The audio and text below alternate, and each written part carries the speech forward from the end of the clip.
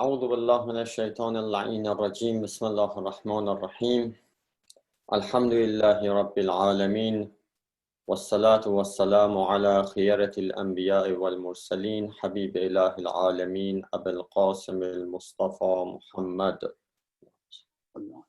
وعلى آل بيته الطيبين الطاهرين المعصومين لا سيما بقية الله في الأراضين روحي وأرواح العالمين لتراب مقدمه الفداء. In the name of God, the compassionate, the merciful, all praises belong to Allah subhanahu wa ta'ala. I'm very grateful to Allah subhanahu wa ta'ala for having this tawfiq and opportunity to continue our discussions in this holy month about the names and attributes of Allah subhanahu wa ta'ala mentioned in the Holy Qur'an. In the previous discussion, we talked about one of the noble names and attributes of Allah subhanahu wa ta'ala, namely Al-Kabir, which means the great, or the greater. And we said that we usually measure the greatness of something or someone by comparing the greatness of that thing or that one with that of other things. Therefore, it is a relative concept. In the Holy Quran, also can find some verses of the Holy Quran that are giving support and evidence, providing some evidence to this idea that the greatness of Allah subhanahu wa ta'ala is a relative concept and can be understood by comparing his greatness with that of other beings. Then asked this question that, is it possible to study and consider the greatness of Allah subhanahu wa ta'ala regardless of the greatness of others? This question comes more into picture when we see that Allah subhanahu wa ta'ala in our ahadith is described as being Al-Akbar as well. So Akbar means greater. So there must be a difference between these two attributes, Al-Kabir and Al-Akbar.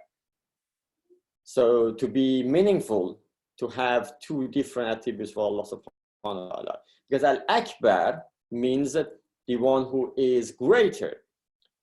And the great, or Al-Kabir, in the definition that we gave at first, means to be greater as well.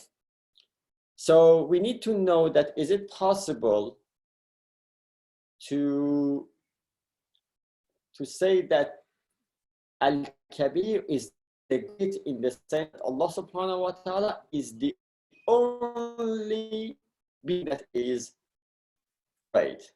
So we said that there are 4 answers given to this question, and all of them say that one of the meanings of Al-Kabir is the greater. But there is another meaning for this word, which from different perspective. So we said that, can you hear me? Yes? Okay.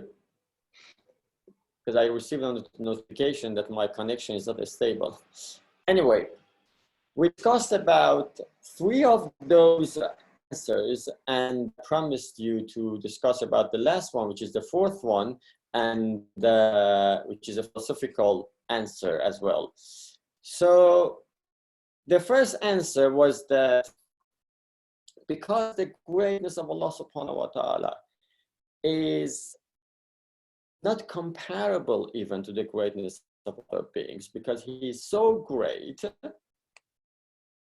then the greatness of others is almost nothing. And that's why we say Allah is the great, because the greatness of others never come to picture when we are thinking about the greatness of Allah subhanahu wa ta'ala. And the second one, the second answer was that from the mystical perspective, Allah subhanahu wa ta'ala is the only being, and other beings, other entities that we see around us, all of them are manifestation of Allah subhanahu wa ta'ala. So he's the only being, so he will be the only one who is the great. And the third answer was, according to a hadith, which Imam said, Allahu Akbar min an Yusuf. When he was asked about the meaning of Allahu Akbar, God is greater, Imam said, Allah subhanahu wa ta'ala is greater than to be described. And we elaborated on this from Allama Tabataba's point of view, and I'm not going to repeat those discussions again. So now we come to the fourth answer given to this question. And for that, we need to take two introductory points at first. This question, this answer is somewhat difficult to understand, but it looks difficult, but as soon as you understand it, you will see, oh, it is very obvious, so it should be like that. So please pay attention to these 2 points that I'm going to give you, inshallah, and then the answer will be, conclusion will be so obvious. So we say that the most important universal rational law that is governing the whole world is the law of causation, cause and effect. According to this law, when the cause is there, the effect is there. And the effect always follows the cause. It can never ever betray the cause. This law also tells us that every effect is in need of a cause, and as soon as we imagine a cause, we imagine all its effects as well. So these concepts, the concept of cause and effect, are called correlative concepts. Like the concept of father and son. As soon as you imagine in your mind, you imagine the concept of father, its relation with his son comes to picture. Okay? You cannot consider a father without having an eye on his children. So you call a man a father because you are paying attention to the fact that he has some children. Otherwise, you would call him, for instance, Mohammad, Ali, or whatever. So these are correlative. So when one comes to mind, the other one automatically appears in the mind. So that was the first point. You see, it was very simple.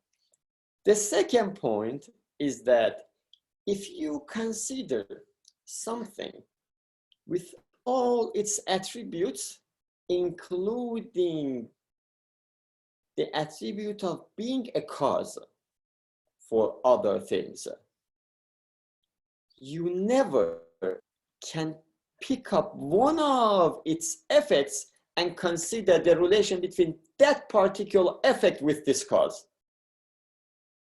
So we say that what you do is that you consider all its effects, all the effects of something, and its relation with this cause, when you are considering all attributes of this cause.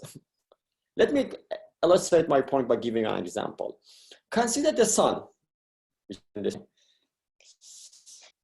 When you consider the sun with all its attributes, and you know that there are millions of spectrums of light are coming out of the sun. Okay? When you are considering the sun, you cannot choose only one thread or one spectrum of light, and you have only this spectrum in your mind and compared with the sun with all its attributes that generates all those lights. So the same thing is about Allah subhanahu wa ta'ala, the same formula. Allama Tabatabai Rizwanullah ta'ala in the book Usul Falsafe wa Ravish Realist, Principles of Philosophy and the Approach of Realism, he says that it's impossible, listen carefully, to consider the relation between only one of the creatures of Allah subhanahu wa ta'ala with Allah subhanahu wa ta'ala while you are considering all attributes of Allah subhanahu wa ta'ala.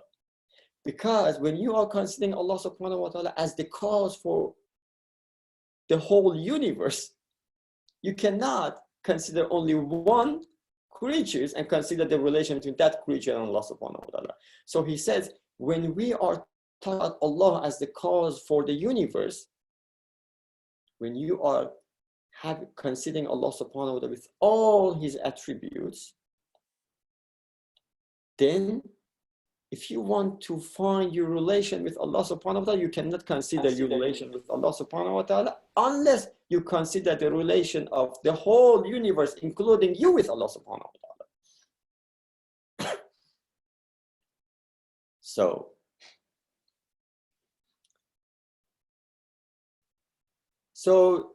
till now, what we have discussed about the relation between creatures and Allah subhanahu wa ta'ala.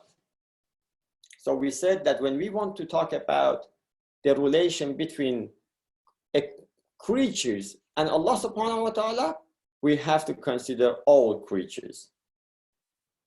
And now we need to study the relation between Allah subhanahu wa ta'ala and his creatures. So at first we studied the relation between creatures and Allah subhanahu wa ta'ala. And we said that when we want to consider creatures of Allah subhanahu wa ta'ala and their relation to Allah subhanahu wa ta'ala, we need to consider all of them. And now we say that we want to see the relation of Allah subhanahu wa ta'ala with creatures. So we say that when we are considering, I'm going to give you an example. When you are considering a watch on your hand, sometimes you can consider the watch regardless of its creator. And sometimes you consider it as a creature. So the concept of its creator also comes to your mind. So we say that when we study a phenomenon, an entity, we have two ways. The first way is that we consider that entity, that being, regardless of the fact that it is a creature, it has a cause, like when we are looking at our watch, and we don't consider its creator. And in other cases, we can consider the same watch and having this on mind that this watch is a creature and must be created by a cause. And if you remember about the first point, we said that as soon as you consider an effect, the cause comes to mind. Okay, so as soon as you consider an entity as being a creature, the cause also comes to your mind. So about Allah subhanahu wa ta'ala, we can have the same formula. We say that sometimes we consider Allah subhanahu wa ta'ala regardless of his creatures. And sometimes we consider Allah subhanahu wa ta'ala as being the cause for what? For all his creatures.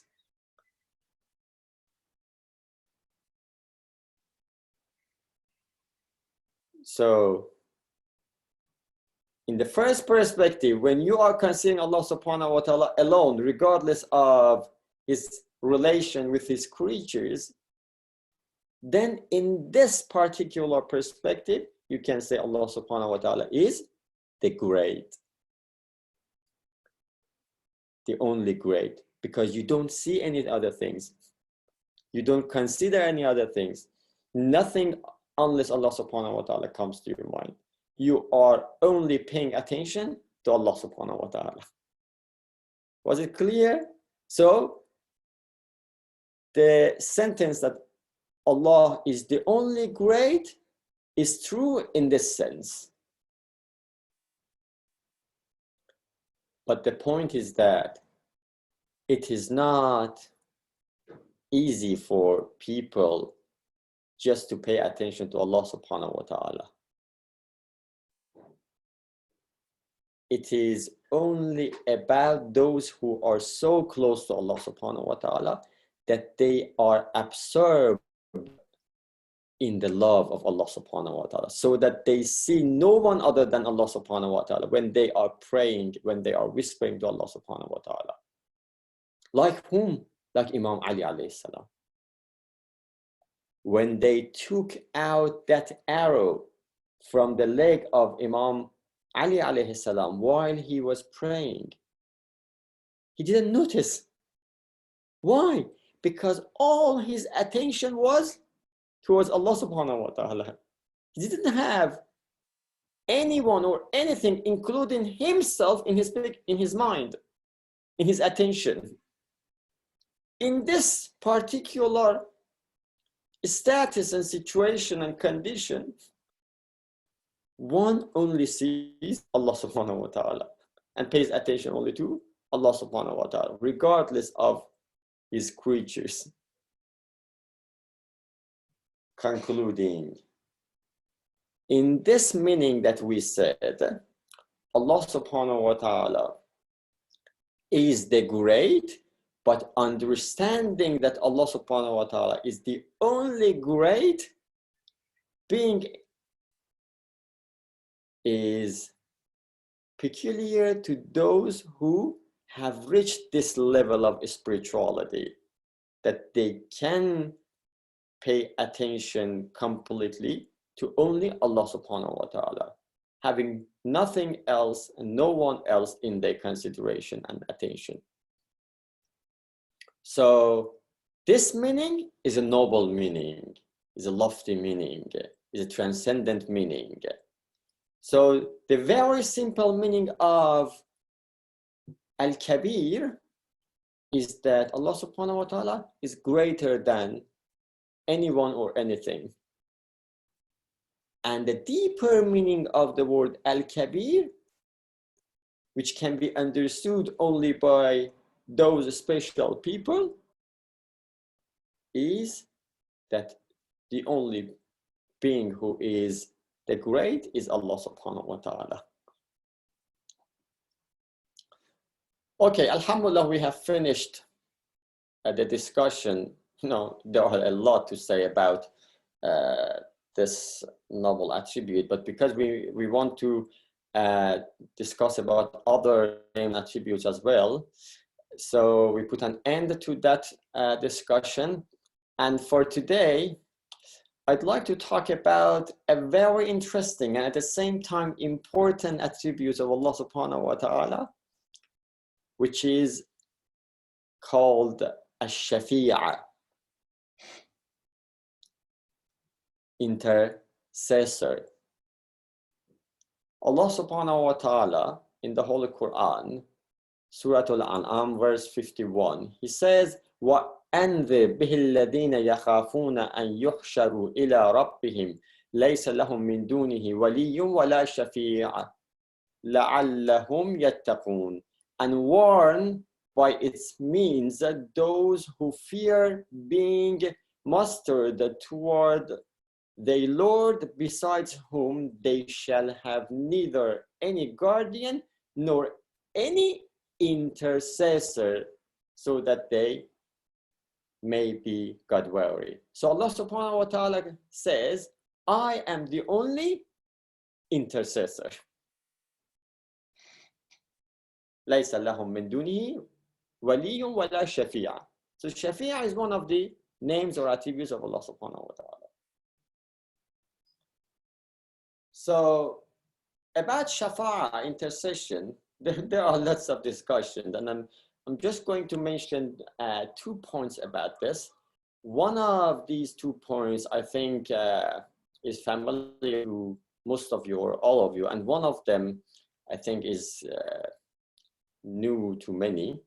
So the first point is that Allah subhanahu wa ta'ala, when he talks about Al-Shafa'a, intercession, he talks about it in 3 different stages or levels. In some verses, Allah subhanahu wa ta'ala says, Al-Shafa'a, intercession, the right of interceding is only for Allah subhanahu wa ta'ala. Like which verse? Like the verse 44 of Surah Az-Zumar. It says, قُلْ لِلَّهِ الشَّفَاعَةُ جَمِيعًا لَهُ مُلْكُ السَّمَاوَاتِ وَالْأَرْضِ ثُمَّ إِلَيْهِ تُرْجَعُونَ. Say, all intercession rests with Allah subhanahu wa ta'ala. So this is one verse, one category, one type, or one level. Another level, another phase, another types of verses of the Holy Quran that we have in this regard is those that in which Allah subhanahu wa ta'ala says that other than Allah subhanahu wa ta'ala, there will be some people who will have the permission to do intercession. So at first Allah said, Al-Shafā is for me. No one has the right. So he denied the fact that others also can do intercession. In the next verse, he says, مَنْ ذَا الَّذِي يَشْفَعُ عِنْدَهُ إِلَّا بِإِذْنِهِ. Who is that may intercede with him except with his permission? So he's talking about giving permission to some people who may intercede. And the third group is that Allah subhanahu wa ta'ala talks about particular people who will have the right to do intercession. And he says, لا يملكون الشفاعة إلا من اتخذ عند الرحمن عهدا. No one will have the power to intercede except for him who has taken a covenant with the All-Beneficent. So Allah subhanahu wa ta'ala says, those who have a covenant with me, okay, they can do intercession, they can intercede. So, are there any contradictions between these verses of the Holy Quran? The answer is no, and you know the reason. When Allah subhanahu wa ta'ala says that intercession is only peculiar to me, he is considering this right as one of his authorities, one of his rights. And because he is Malik, he is the owner of everything, so he possesses this right as well. But when he comes about others, and when he says, for instance, others do not have the rights to do intercession, he means that they cannot do intercession independently. So they need whoever intercedes in the hereafter will do it while he is dependent on me and on my will, and he will do whatever pleases me. In Surah Anbiya we read that يَعْلَمُ مَا بَيْنَ أَيْدِيهِمْ وَمَا خَلْفَهُم وَلَا يَشْفَعُونَ إِلَّا لِمَنِ ارْتَضَى وَهُمْ مِنْ خَشْيَتِهِ مُشْفِقُونَ. He said they cannot intercede except for him whom he accepteth. So that was the first point. So the first one was about different levels and different phrases that Allah subhanahu wa ta'ala talks about intercession. And he considers the rights of doing intercession originally to be belong to Allah subhanahu wa ta'ala, but he gives this permission to others to do the intercession. The second point is about those who are receiving this intercession, this permission for doing intercession. Ayatollah Jawadi Amoli in Tafsir At-Tasneem, I think so far 54 volumes of this tafsir have been published. And Ayatollah Jawadi Amoli is one of the students or great students. He used to be one of the greatest students of Allama Tabatabai, and he is writing another Al-Mizan. So Al-Mizan was 20 volumes, and so far he has written 45 volumes, and it is very rich in terms of content. So it's not a storybook. Anyway, he says that Allah subhanahu wa ta'ala will give the right of doing intercession to different people according to their capacity. Listen carefully. So, for instance, we read in our hadith that shuhada, martyrs, will have the right to do intercession, to intercede for their parents. And ulama, they may have this right to intercede, for instance, for the people of their cities or the countries, depending on their capacity. And for instance, Imam, this is what Ayatollah Jawadi Amali mentions. So for instance, Imam Sadiq alayhi salam says, our intercession will not reach those who are heedless about their salat. So, because we know all creatures except Allah subhanahu wa ta'ala have boundaries for their existence, including imams and the prophets, all of them. Because the only being who is limitless is Allah subhanahu wa ta'ala.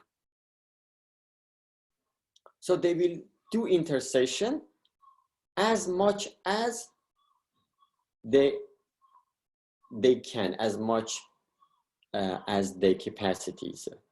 It's very important. So Ayatollah Jawadi Amuli says, after different people will perform intercession, for instance, imams do intercession for some particular people, and after them, or before imams, the prophets, and after them the imams, and after the imams, the whole Prophet of Islam. And for instance, some people will be left not chosen by imams, and among those people, the whole Prophet of Islam will come and choose some of them, some of those people who remained and didn't receive intercession from imams, because the whole Prophet of Islam is rahmatun lil alameen. Okay, so he will choose more people and will ask Allah subhanahu wa ta'ala to forgive them. And the point is that Ayatollah Jawadi Amuli, he says, after all of the, after the fact that, or after the process of intercession by all his creatures, it will come to Allah subhanahu wa ta'ala to do intercession. Because he's Shafi'a. This is the meaning of Allah subhanahu wa ta'ala. This is the meaning of this attribute of Allah subhanahu wa ta'ala. He's intercessor. Shafi'a doesn't mean that he will give permission to others to do shafa'a. The meaning of that will be the giver of shafa'a, or the right of shafa'a. But Shafi'a means the one who does the intercession. And because Allah subhanahu wa ta'ala has some great attributes such as being merciful, being forgiving, being Ghaffar, Rahim, and many other attributes, for the sake of having those attributes, he will forgive and turn a blind eye to the sins of many people.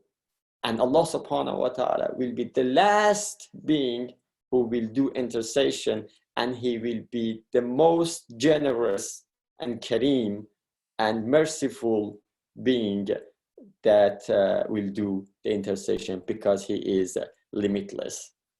And that's why in Dua Kumail, Imam Ali says, if it wasn't because of the fact that you swear to fill the hell with kuffar, you would set the fire, you would actually close the door of the hell.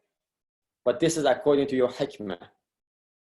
So the hell will be only the inhabitants of those people who are kafir. And kafir means, this is the definition of Allama Tabatabai. Allama Tabatabai says kafir is the one who has received the truth, who has understood the truth.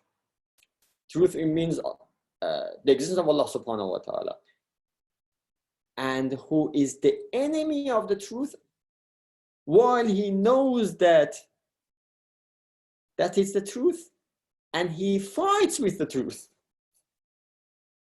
So 4 conditions are needed for one person to receive the title of kafir. How many people are kafir then? Very few. But Lady Zahra Salamullah alayha says, I only am afraid of the barzakh of my Shi'ati.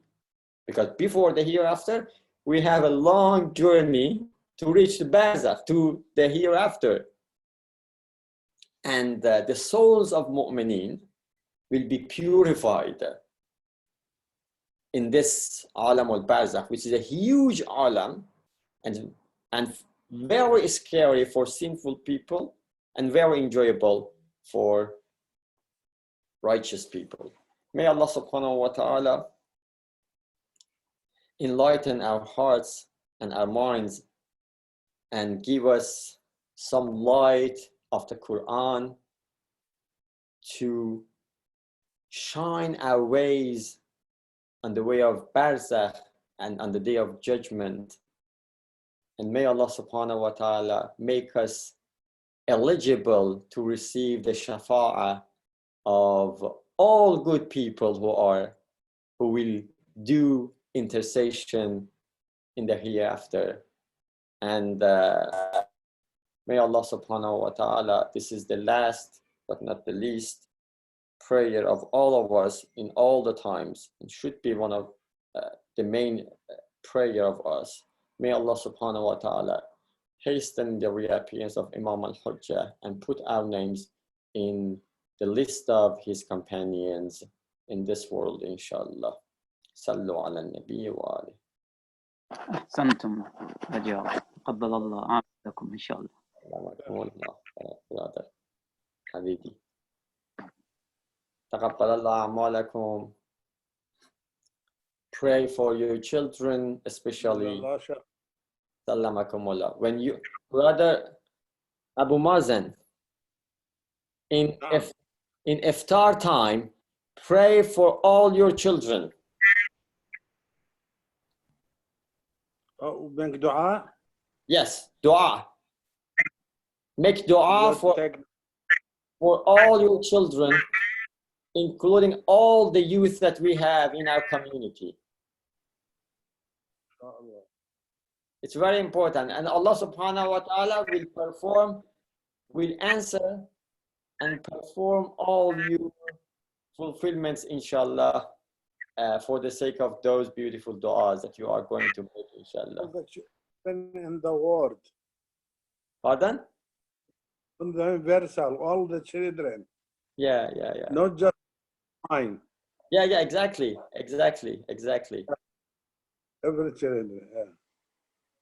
Yeah, inshallah. نسألكم الدعاء. مع السلامة. مع السلامة.